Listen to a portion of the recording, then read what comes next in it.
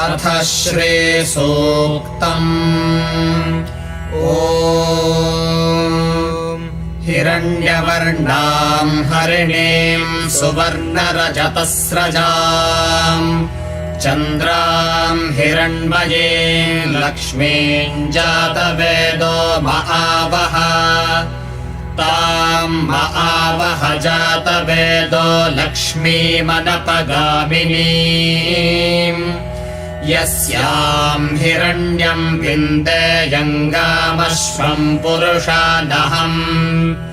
अश्वपूर्वाम् रथमध्याम् हस्तिनादप्रबोधिनीम् श्रियम् देवीमुपह्वये श्रीर्मा देवीर्जुषताम् कांसोऽस्मिताम् हिरण्यप्राकारामार्द्राम् ज्वलन्तीम् तृप्ताम् तर्पयन्तीम् पद्मे स्थिताम् पद्मवर्णाम् तामिहोपह्वये श्रियम् चन्द्राम् प्रभासा यशसा ज्वलन्तीम् श्रियल्लोके देवजुष्टामुदाराम् ताम् पद्मिनीमीम् शरणमहम् प्रपद्ये लक्ष्मीर्मे नश्यताम् त्वाम् वृणे आदित्यवर्णे तपसोऽधिजातो वनस्पतिस्तव वृक्षोऽथ बिल्वः तस्य फलानि तपसानुदन्तु मायान्तरायाश्च बाह्या अलक्ष्मीः उपैतु माम् देवसखः कीर्तिश्च मणिना सह प्रादुर्भूतोऽस्मि राष्ट्रेऽस्मिन् कीर्तिमृद्धिम् ददातु मे क्षुत्पिपासामलाम् ज्येष्ठामलक्ष्मीर्नाशयाम्यहम् अभूतिमसमृद्धिम् च सर्वान् निर्मृद मे गृहात् गन्धद्वारान् दुराधर्षान् नित्यपुष्टाङ्करेषिणीम्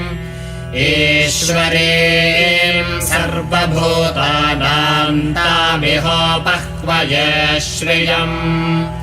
मनसः काममाकोतिम् वाचः सत्यमशीमहि पशूनाम् रूपमन्दस्य मयिश्रेश्रयताम् यशः कर्दमेन प्रजा भूता मयि सम्भव कर्दमा श्रियम् वासय मे कुले मातरम् पद्ममालिनीम् आपस्रजन्तु स्निग्धानि चिक्लीतवस मे गृहे निच देवीम् मातरम् श्रियम् वासय मे कुले आर्द्राम् पुष्करिणीम् पुष्टिम् पिङ्गलाम् पद्ममालिनीम् चन्द्राम् हिरण्मयीम् लक्ष्मीम् जातवेदो महावः आर्द्रायः कर्णे यष्टिम् सुवर्णाम् हेममालिनीम् सूर्याम् हिरण्मयीम् लक्ष्मीम् जातवेदो महावः ताम् महावः जातवेदो लक्ष्मीमनपगामिनीम् यस्याम् हिरण्यम् प्रभूतम् गावो दास्योऽश्वान् विन्देयम् पुरुषानहम् महादेव्यै च विद्महे विष्णुपत्न्यै च धीमहि तन्नो लक्ष्मीः प्रचोदयात् श्रीर्वर्चस्वमायुष्यमारोग्यमाविधाच्छोभमानम् महीयते धान्यम् धनम् पशुम् बहुपुत्रलाभम् शतसंवत्सरम् दीर्घमायुः।